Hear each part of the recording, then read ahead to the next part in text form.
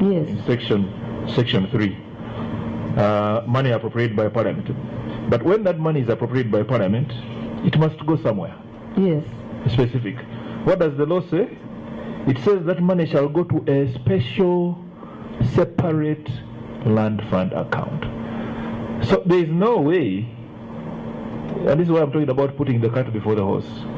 There is no way you can appropriate money which has nowhere to go as Parliament. As long as you don't have that account envisaged by law, even if you appropriate, you are appropriating illegally. If you appropriate money and you say it is for the land fund, it has not gone into the land fund account, it is illegal. The first thing is the account. And that's why I said, let's look at the requirements. The requirements are one, have employees who exclusively serve the land fund. The other one, open a bank account. Then you've established the land fund. My Lord. Then you can start talking about outputs, how much output for the land fund, because that output has somewhere to go. I understand the legal requirement which is in the law.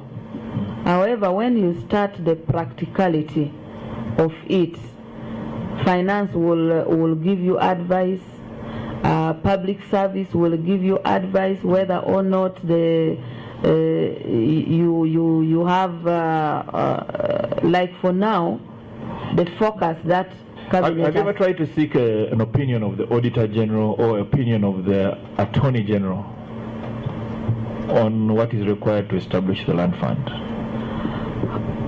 I did not, because it looked straightforward. The only aspect which came to my mind was, once you open an account for land fund, there must be money to go to the account. Yes. Now, when I consulted with finance, that is when technically with our people in the ministry, they say. But I even think that is not true. In respect you see, because if the law has said there shall be an account, then there shall be an account. The law has not said the account must have money on the day it opens. Okay. Yeah. So this is why I'm asking, why don't you seek an opinion of the Attorney General? Okay. Yeah? Because whether or not yes, it can be an account with or without money. Yes, because the law has already said it is going to be there. Okay. Yeah. That's okay. Then I want you to look at because I want you to address us on section 12 yes, of the Land Act. Do you have it with you? Yes, I have the Land Act. Yes. Maybe you could read it. I've been doing a lot of reading. 41. Yes. Subsection 12. The accounts of the land fund shall be audited by the Auditor General in accordance with Article 163 of the Constitution. Yes. So if you don't have an account, what is the Auditor General auditing? Has he ever audited anything since he started spending money from the land fund? He has audited under that output of support to Uganda Land Commission. Now, maybe we'll have a conversation with the Auditor General. But look at section 11. Yes. Yes. You just read it. The Commission shall maintain separate accounts for the land fund from its other accounts. Yes. Yes. Now, from what you're telling us, money has been going to other accounts, not to the land fund account, because it doesn't exist. Yes.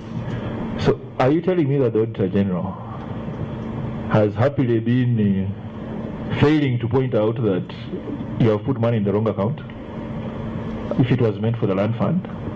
What that in all these years, and I would find it very hard to believe of this particular Auditor General, that for all these years he has not said, where is the land fund account? My Lord, the question I answered was in respect to, has there been, as Auditor General audited? Yes. So has he audited ULC or has he audited land fund? He has audited the output of support to Uganda Land Commission, which is a vote under Uganda Land Commission, which we utilize to pay beneficiaries of the land fund. Yes. And of course, when he's notified in the auditing, he's notified that this vote if it is 14 billion, maybe 10 billion is money paid to beneficiary of land fund, and this may be to other development activities. So, but I have not addressed myself to the specific of queries related to lack of the accounts of the land fund. Yes. Okay, I think maybe the commission will interest itself further, but I really want you to go back to it and say, when you look at section 41 again, you see they say there shall be a land fund. Yes. The money appropriated under section 41.3 is appropriated to the land fund. Yes. The land fund is a specific account. Yes. It is separate from other accounts. You cannot read all those together and also say that somehow this animal you're calling project support to the land commission is equivalent to the land fund or has any money belonging to the land fund. And you need to also look at subsection 4. The land fund shall be utilized as follows. And subsection 5. In other words, even not only what is to be spent, even what is to be spent on is already where the money is to come from, what is to be spent on. When you read all these provisions together, it becomes quite clear that it is illegal and lawful to have funds that are in an account that is not a separate account for the land fund. I agree with you, and like I indicated, you have given proposal that we seek Attorney General's opinion on the aspect of establishing the account with or without money, because the issue which finance raises is also there. So that one we shall get Attorney General to help. Yes, because I'm pretty sure that even with $100 you can establish this account. Then you can start asking for money. Additional. Yes, then you can establish that account. Now, I'm wondering how much money has gone through this process. So let us take it from the point of view of the fact that you want money to be on the account in order to be deemed to have been established, then under the law, what money are you talking about? What would you say is the right amount to establish the account? Because it is not there.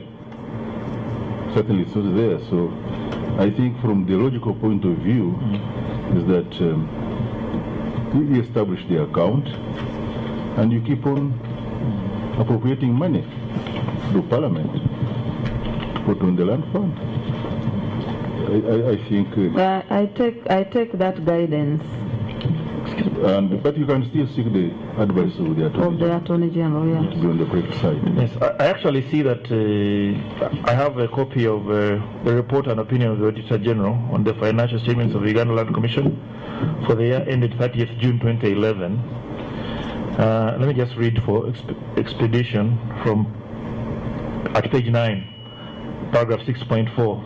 This is what the Auditor General has said, at least in this particular one, 2011. This was in 2011. Section 41 of the Land Act, it says the title is Land Fund. Section 41, subsection 1 of the Land Act 2000, Cap 227, provides that there shall be a fund to be known as the Land Fund, which shall be managed by the Commission. Subsection 10 further provides that the Minister shall ensure that the fund is duly established within 1 year after the coming into force of the Act, and that monies are provided for the Land Fund. However, it is noted that after nearly 11 years since the Act came into force, the fund is not operational. This implies that the objectives of the fund cannot be attained. This matter was also raised in the previous year's audit report, but no action appears to have been made by management.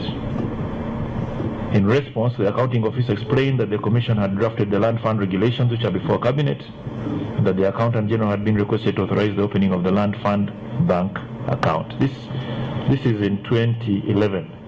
It says the Accountant General has been authorized to to request to authorize the opening of the land fund bank account. I've again advised management to continue liaising with the responsible authorities to ensure that the fund is operationalized without further delay. So to me, and that's why I was saying that I would be surprised if this Auditor General had not raised it. This is 2011, now 2018. According to this Auditor General's report, as far back as 2011, authority to open the bank account had been given to the Accountant General. So what could have gone wrong? And again, the Auditor General doesn't seem to see any difficulties in the opening of a bank account. My Lord, like I've already considered on that matter, and since it's a legal provision for that the minister establishes it, I'm going to take it up with the Attorney General, the Ministry of Finance, and ensure that we establish the account specifically for the land fund. Okay, thank you very much. Let's move on a bit. When you have been looking for money to operationalize the land fund, according to what you've been looking for, how much have you been looking for? Why is it considered such a big problem? One, when I came and examined the current beneficiaries, those whose titles have already been handed to government, their land has been valued. We examined and found a total bill standing now of 157 billion. And if we are to sort out all the people who have given their land to government as of now, we would require that money. However, if the proposal had given to finance was to phase in such a way that if it were possible, that at least in each financial year we would be able to give 100 billion, we would be able to clear at least the current outstanding people who have already given their land to government. So yes, I see you said that figure in your statement, 1.157 billion. Then you mentioned another figure, which you say is what is required if the objectives of the land fund are to be achieved. Yes. And what was that figure? 1.7 trillion. 1.7 trillion. Yes. Right. So you can see why putting the cart before the horse is a big problem. Because you go to cabinet and tell them we need 1.7 trillion, everybody says where's 1.7 trillion, and the matter gets postponed. But I want us to discuss a bit, how real are these figures? For the one with even the 157 billion, how real are these figures? In other words, were they arrived at properly? The procedure, because I provided the commission with the list of the beneficiary and the amount that has been valued. The rule is that when you surrender or when you make application to Uganda Land Commission for government to take your land, because it is under the land which is either heavily having tenants or is as qualified under the historical justice. Okay. You are the chief. The procedure I understand. Okay. And I think the problem is that this is not a problem of procedure. One of the things I think that starts about is who arrives at who is involved with all this, because the law requires that you should have specific employees providing full-time service handling affairs of the land fund. Do you have these employees? At least in the employees that are handling the land fund are those that are also handling matters of Uganda Land Commission. Exactly. But what does the law say? Specific what does the law employees. say? What does the law say? The law says that specific employees of the land fund. There shall be. Let's go back to subsection 8. Yes. The Commission shall ensure that as far as possible, the officers and other employees of the Commission they can be officers of the commission, who are allocated to the affairs of the land fund are identifiable and devote their attention exclusively to the affairs of the fund. So as soon as you start having all these assessments made, when you don't have employees who are devoting their attention exclusively to the fund and who are identifiable as the people who are in charge of the fund, then we have a problem from word go. Because now other people are arriving at these valuations, but not the ones who the law. No, for valuation is the chief government valuer. Yes, but who sends it to valuation? The secretary. Who receives the... This is what is happening now. But is the secretary devoting their time exclusively to the land fund? What is the requirement of the law?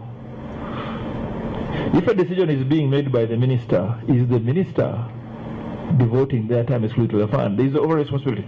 So there is a fundamental starting with even the way you've set up the fund. That's why I'm saying to establish the fund, you should not have a backlog because the fund does not exist. You should not have arrears of 157 billion, and you should not have people's titles because the fund has not been established. It has not been established by establishing its staff structure so that a system is in place to process applications. This is the point I'm trying to bring out. Maybe you can respond to that. One is that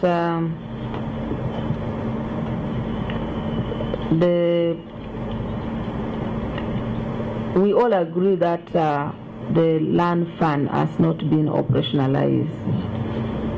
However, we must also look at the practicality of how government has been handling it, because somehow when you are tasked with managing a sector, you are tasked with handling a matter. I'm bringing this background because of the assertion that we should not be having people's titles. You know, sometimes the practicality of managing government is not so much straightforward. Therefore, I strongly believe that where it is clearly stating that as far as possible the officers and other employees of the commission who are allocated to affairs of the land fund are identifiable. The context of as far as possible, the constraints which could have been met by my predecessors could have been constraints related to even the ceiling for employees. We have been struggling even to raise the ceiling for recruitment of employees in the sector. Public service has not given us a go-ahead. So there are so many constraints that can affect. But I am also certain that there are identifiable staff within the commission that handles matters of the land fund as of now. But I agree with you on the need to handle it, first the opening of the account, but also secondly liaising with public service. If it doesn't require public service to add, looking at the current staff and assigning a few to be specifically handling land fund. Okay, let me also take you to another aspect of it. Why I have no confidence in your 157 billion. Okay. We had we engaged with a lawyer called Buzibira Richard here. Mr. Buzibira Richard is one of your frequent, I could call him, customers in the land fund because he has received a myriad payments in his individual name and also in the name of a law firm in which he practices, which is known as Frank Tumsime and Company Advocates. Buzibira alone has collected 13 billion shillings on behalf of people he calls his clients. You've got those figures. Yes. Now, one of the pieces of land Mr. Buzibira was received money for is known as plot 28 Buyaga. 28 Buyaga the block 28 plot 7 in Buyaga. The owner, the actual person who will take as the owner of the land, of the Milo land, sold his land for 230 million shillings to a person called Warren Mwesige. 230 million shillings, right? And he sold it because that was what he accepted as the market price for his land. Mr. Buzibira, who collected in Sunday Joseph's name after coming to the land fund, for the same piece of land collected 1,080 million shillings.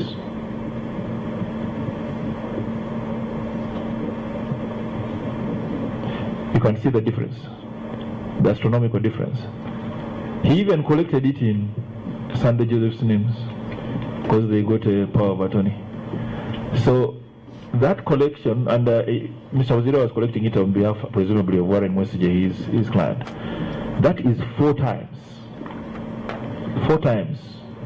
the amount that the actual owner of the land was ready to accept. Let me give you another example. I think you are talking about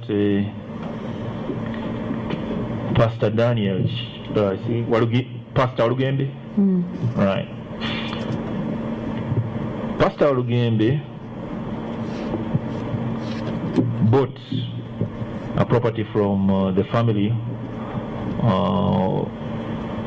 There's a lady called Harriet Nascombe, Elizabeth Musoke, and I think he bought land for 507 million. The reason he bought, they took the land for 507 million was they had actually attempted to come to the land fund to be paid. There was a lot of delay. They never heard from him. He was acting as their agent. He came back and offered 507 million. They accepted it. They accepted it according to their testimony because they were told it was a good price for the property. Pastor Walugembe, yes, for the 2 properties, Pastor Walugembe has been paid 4,580 million.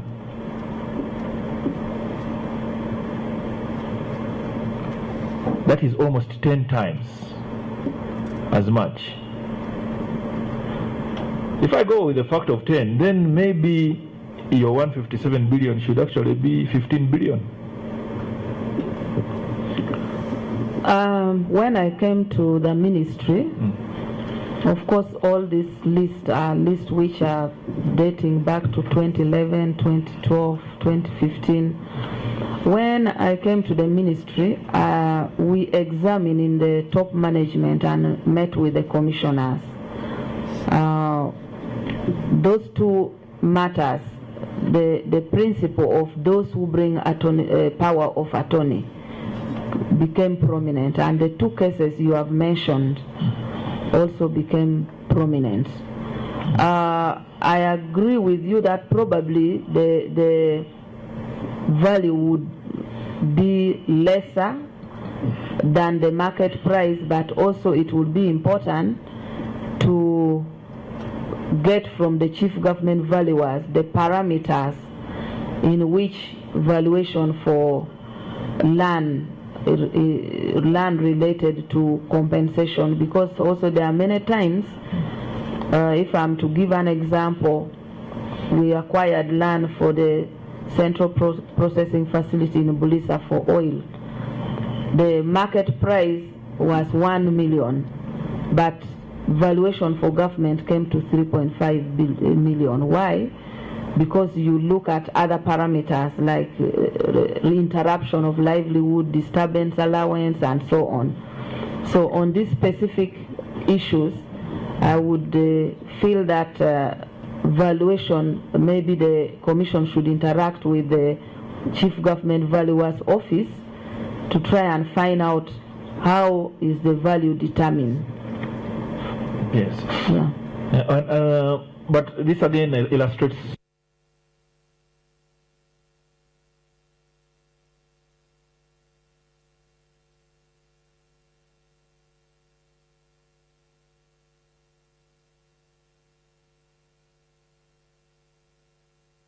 there is a pattern we established, a very clear pattern. Most of these payments, the original owners died about 100 years ago. The average date of their getting ownership was 1926. Right? All of a sudden, when the land fund came, and these were about 15 or so different articles, all of a sudden when the land fund came, a certain magistrate's court in Hoima started issuing letters of administration as if these estates had never been administered for the last 100 years. Right?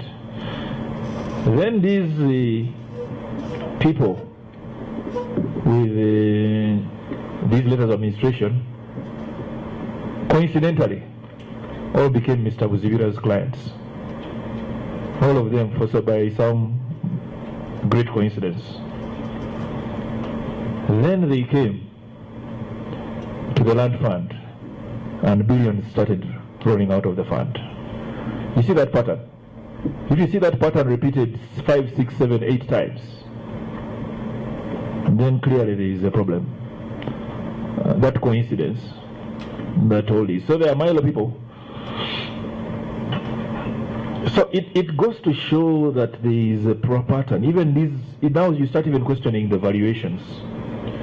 If there is this chain that comes through, starts with the person who died long ago, ends up with the magistrate's court giving letters of administration to somebody 100 years later, ends up in a certain lawyer's office, ends up at the land commission, ends up with valuations of billions,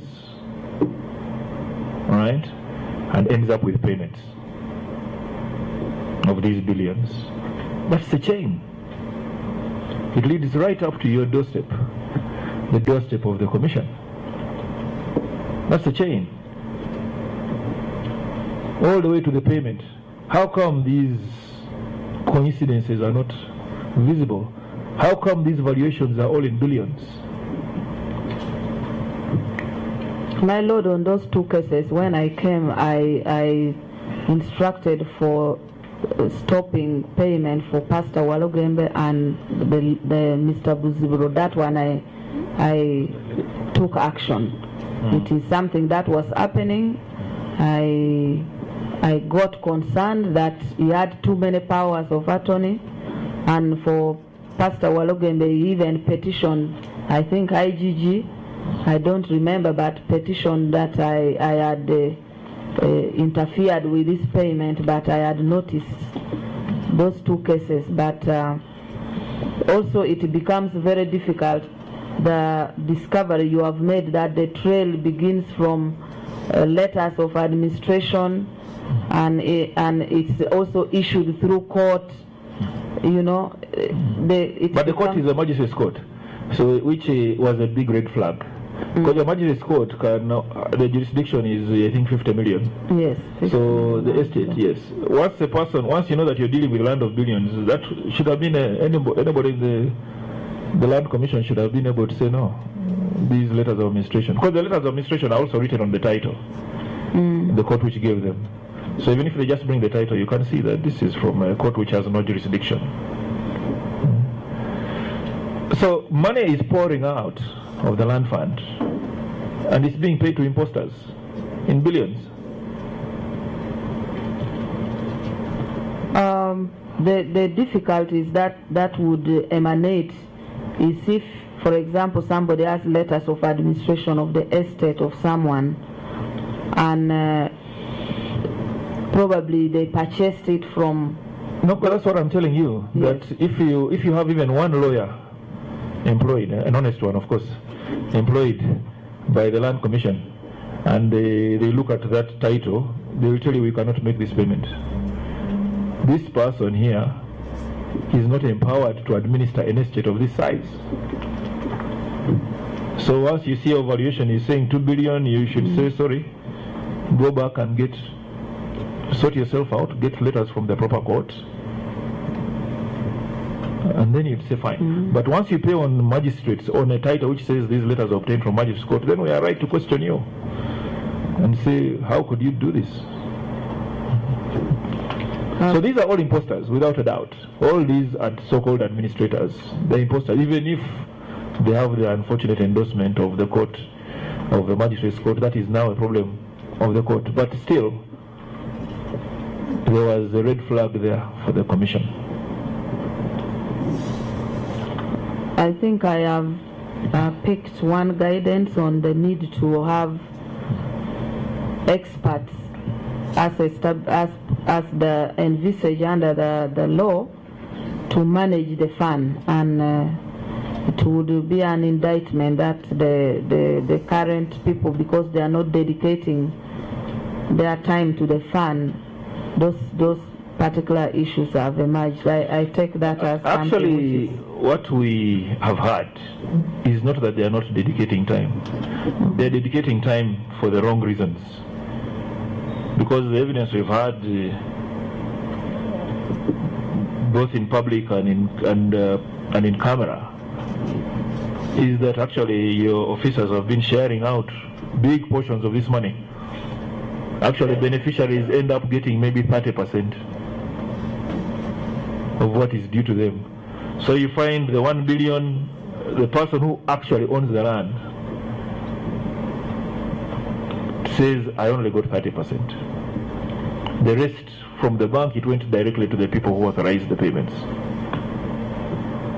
It goes back again to the same thing I'm saying. How real is this 157 billion? If there was no corruption, it would be a fraction, a small fraction.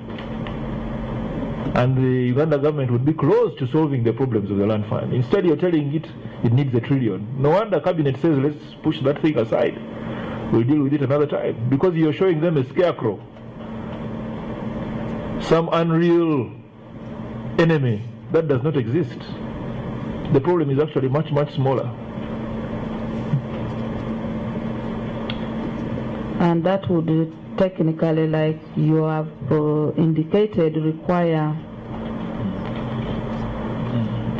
valuation, examination of how valuation is done, examination on how the issue of due diligence on the titles. So I would still think that although you indicate that the technical people is not that they are not dedicating themselves to the work, but to the wrong reason, probably it would still be better to have technical people dedicated to it who are accountable and give them guidelines in respect to that. But I would really also think interaction with the Office of Chief Government Valuer to ascertain how these valuations are done is also vital. Yes, yeah. I appreciate that. Then there is another category of titles. People who are being paid out of the land fund and they were never supposed to benefit from the title, from the land fund. These typically are new land owners who have just got titles from the district land board. And I know you talk about them a bit in your statement, but I want us to really discuss this phenomenon we've seen. Because all of them, when we've interviewed them, they say we went and found open land with no people. That's what they say. Because that is the only way you can go and apply for a title from the district land board. Then the district land board gives them a title. A few years after getting a title, there is a valuation of billions, saying this should be compensated. And typically, the valuation, you say this land is fully occupied by bona fide occupants, fully occupied by lawful occupants. Now, Honorable Minister, I know you know what that means. Yeah. In order to be a bona fide occupant, you should have been there 12 years before the 1995 Constitution. In order to be a lawful occupant, you should have a chivanja and relationship under the, let us say, the Busura and Vujolo. In other words, long-standing occupants. So how does this miracle happen? In this year, the land is empty. 2 years from now, miraculously, it's full of bona fide occupants, lawful occupants. Of course, we can blame a lot of people, the district land board, whatever. But for the land commission, the warning bell should be, this is a new title. How did the district land board give this person a title if it was full of bona fide occupants? How did the district land board give this title if it was full of lawful occupants? Of course, they shouldn't give. So that person can't qualify, because that alone is evidence that there were no people. Just the existence of the title is evidence there. Would you agree with me? I think on the new titles that are being issued by district land boards, I attempted to establish through going to the ground, but I realized that when people understood that there is a fund called Land Fund, a lot of people went on fishing expedition to look for titles, and it is unfortunate that even there are certain titles that are leasehold, which would not qualify, that you would find are there. And this particular one, when I went to the field in the Greater Kivale and discovered, at that time I discovered 27 titles. I think about 3 had been paid, and I met these people, but the sentiments were also very high. So although I indicated to them that these titles cannot qualify under the land fund, the undertone of the sentiments led me to seek other guidance on how to handle the sentiments differently from the fund. So it is very important that although at that time I gave instruction to the chairman, Uganda Land Commission, to make sure the commission passes guidelines in relation to ensuring that any new titles that do not qualify under titles in relation to historical injustices are paid.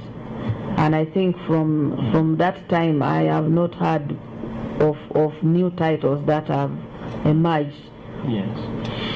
Yes, and I understand that I am from the land of which always complains about historical injustice myself.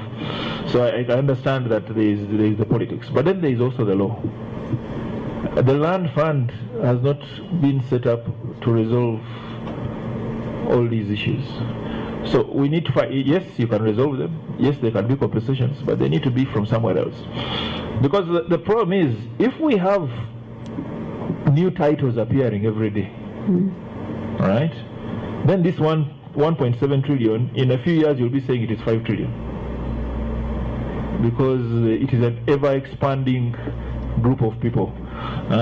We interviewed one of the gentlemen. He described himself, he was a public officer, a district official, and he just went and applied for this land.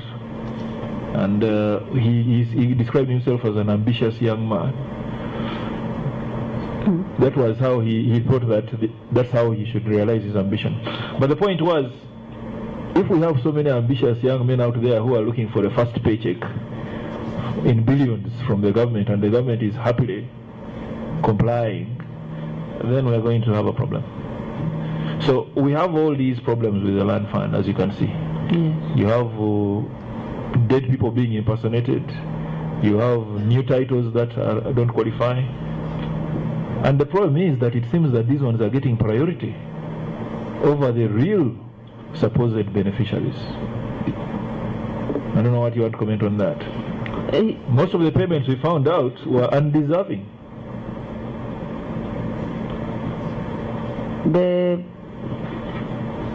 issue of that particular one of titles from the district land board, like I stated, new titles, we stopped it. The difficulties which the bigger issue of the land fund is that there are even people who come back and want revaluation, but like you are saying, clear criteria for payments of how to pay, who comes first, is problematic, because maybe largely that the amount released compared to what has been valued and put the 157 billion, which of course, if people made mistake in doing valuation, they already have it in their pocket as valued and endorsed by government. We can look at how to make correct the mistake, but the 157 billion which is standing now in respect to criteria, like you're saying, that many are undeserving. Many might even be people who got titles maybe in 2015, 2016 are paid before somebody who surrendered title in 2010, 2011. So those are the challenges that we discovered, and we thought a solution was, if government would be able to get the money, phase the 157 in 3 to 5 years, we first clear all the people whom government had taken land. But again, that hit a snag because of lack of funding. So it now remains being handled in an ad hoc way. Right. How long has this? Tell me again the name. You call it Project Support for Land Commission. Support. Yes. What is the exact title? Output is. What is the exact title? Support to Uganda Land Commission. That's all it's called. Yes. It's got a very vague title. Support to Uganda Land Commission. Yes. Does it have a document somewhere that indicates what support to the Land Commission is supposed to be for? Oh, it's so vague. It's so vague, and vagueness leads to abuse. The only problem is that most of the output is designed by Ministry of Finance. So if you are to change it, you have to work with Ministry of Finance to change the title of an output. Yes. But is there something? Is there a document that says support to Uganda Land Commission is a project of the Land Commission or whatever? I don't know how you do it. Yeah. And this is what it is supposed to do. Yes, it's there, and I think accounting officer can provide. You can provide that document. Okay. How much money has gone through this over the years since it was established? Exactly how much money has gone through this support? That one I would not want to tell a lie. I think the secretary, who is the accounting officer, can provide from, if you tell me the financial years or from the time. I would like to know since it was started. Since you started the establishment. Yes, and since you started using it for purposes of as a substitute for the land fund. Okay. Yeah. Since it started being used as a substitute for the land fund, I think the commission would be interested very much in knowing how much money has gone through that project.